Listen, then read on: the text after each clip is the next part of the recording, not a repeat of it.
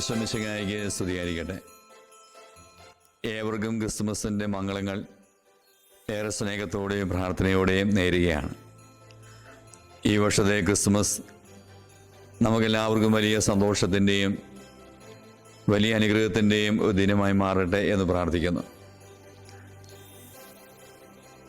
ഈ വർഷത്തെ ക്രിസ്മസിനെ കുറിച്ച് നമ്മൾ ചിന്തിക്കുമ്പോൾ കഴിഞ്ഞ 25 ദിവസമായി നോമ്പ് നോക്കി അനുദിനം ദേവാലയത്തിൽ പോയി ബലിയർപ്പിച്ച് യോഗ്യതയുടെ ഈശോയെ സ്വീകരിച്ച്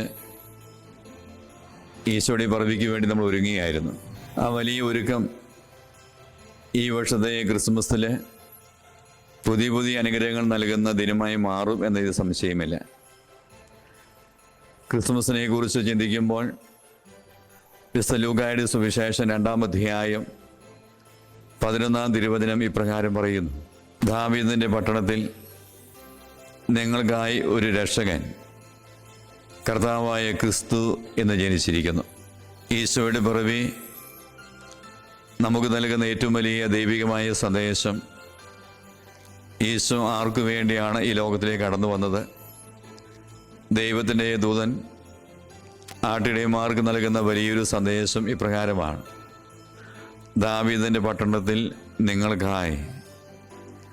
ഈശോയുടെ പിറവി എന്ന് പറയുന്നത്, ഈശോ മനുഷ്യനായി ലോകത്തിലേക്ക് കടന്നു വന്നത് നമുക്ക് ഓരോ വ്യക്തിക്കും വേണ്ടിയാണ്. ദൈവദൂതൻ ഇപ്രകാരമാണ് ശ്രദ്ധയോടെ പറയുക: നിങ്ങൾക്കായി ഒരു രക്ഷകൻ. അവ ഈ സന്ദേശം ശ്രവിക്കുന്ന ഒരു വ്യക്തിയും തിരിച്ചറിയേണ്ട വലിയൊരു സത്യം ഇതാണ്. ക്രിസ്മസ് എന്ന് പറയുമ്പോൾ, ഈശോയുടെ പിറവി എന്ന് പറയുന്നത്, സ്വർഗം നമ്മോട് പറഞ്ഞു തരുന്നത് ഈശോ പിറന്നത് നമുക്ക് ഓരോ വ്യക്തിക്കും വേണ്ടിയാണ്.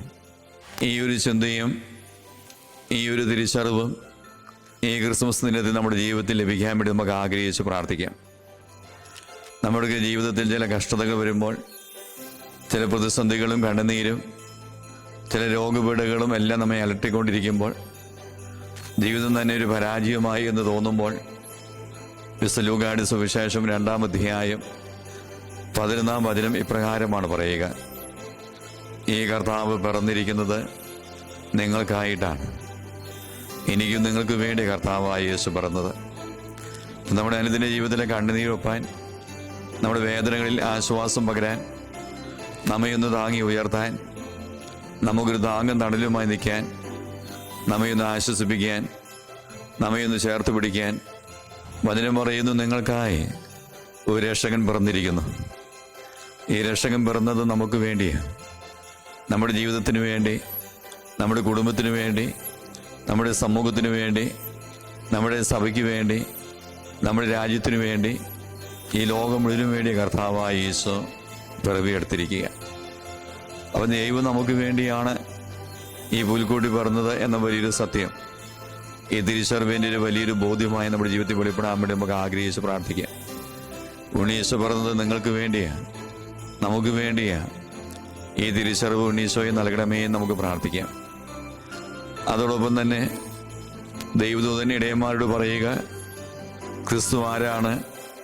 രക്ഷകൻ എന്നാണ് വചനം പറയുക. ഇത് സ്വർഗം നൽകുന്ന ഒരറിവാണ്. കർത്താവായ യേശു രക്ഷകനാണ്.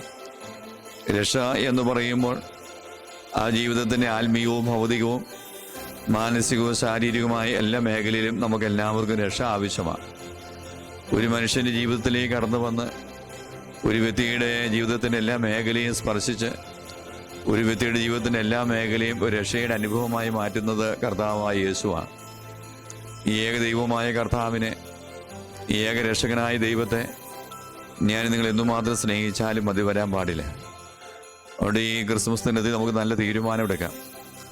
രക്ഷകനായ ഈശോയെ, ഞാൻ നിന്നെ രക്ഷകനായി തന്നെ സ്വീകരിക്കുന്നു. ഞാൻ ഈ ലോകത്തിൻ്റെ ഏത് കോണിൽ പോയി ജീവിച്ചാലും, എൻ്റെ മരണം വരെ, എൻ്റെ അവസാന ശ്വാസം വരെ നീ ആയിരിക്കും എൻ്റെ ഏക ദൈവം, നീ ആയിരിക്കും എൻ്റെ ഏക കർത്താവ്, നീ ആയിരിക്കും എൻ്റെ ഏക രക്ഷകൻ. ഈ ഒരു ഉറപ്പ് പുൽക്കൂട്ടി പിറന്ന രക്ഷകനായി പിറന്ന ഉണ്ണീശോയ്ക്ക് ഈ ദിനം നമുക്ക് നൽകാം. ഏതെങ്കിലും വ്യക്തികൾ രക്ഷകനായ യേശുവിൽ നിന്ന് അകന്നു പോകുന്നുവെങ്കിൽ അവരെ യേശുവിലേക്ക് കൂട്ടിക്കൊണ്ടുവരുന്ന വലിയൊരു ദൗത്യം നമുക്ക് ഏറ്റെടുക്കാം. അങ്ങനെ ഈശോയുടെ പിറവി നിങ്ങൾക്കായി നമുക്ക് വേണ്ടിയുള്ള പിറവിയാണ്. നമ്മുടെ കണ്ണുനീരൊപ്പാൻ വേണ്ടിയുള്ള പിറവിയാണ്. നമുക്ക് ആത്മീയ അഭിഷേകം നൽകാനുള്ള പിറവിയാണ്. നമുക്ക് സ്വർഗം നൽകാൻ വേണ്ടിയുള്ള പിറവിയാണ്. ഇത് മറ്റാർക്കും വേണ്ടിയല്ല കർത്താവായി ഈശോ പറഞ്ഞത്. ഇത് നിങ്ങൾക്കായി, നമുക്കായിട്ടാണ് ഈശോ പറഞ്ഞത്. ഈ തിരിച്ചറിവ്, ദൈവരക്ഷകനാണ് തിരിച്ചറിവ് നമ്മുടെ ജീവിതത്തിൽ കിട്ടാൻ വേണ്ടി നമുക്ക് ആഗ്രഹിക്കാം. ഈശോയെ, നീ രക്ഷകനാണ് ഈ തിരിച്ചറിവ്. നീ പറഞ്ഞിരിക്കുന്നത് ഞങ്ങൾക്ക് വേണ്ടിയാണ് ഈ തിരിച്ചറിവ്. ഈ ക്രിസ്മസ് ദിനത്തിൽ ഞങ്ങൾക്ക് തരണമേ, ഉറ്റവർക്ക് തരണമേ എന്ന് പ്രാർത്ഥിക്കാം. പുൽക്കുട്ടി പിറന്ന ഉണ്ണി ഈശോ നമ്മെ എല്ലാവരെയും സമൃദ്ധമായി അനുഗ്രഹിക്കട്ടെ. ഒരിക്കൽ കൂടി ഏവർക്കും ക്രിസ്മസിൻ്റെ എല്ലാവിധ പ്രാർത്ഥനയും മംഗളങ്ങളും ഏറെ സ്നേഹത്തോടെ നേരുകയാണ്.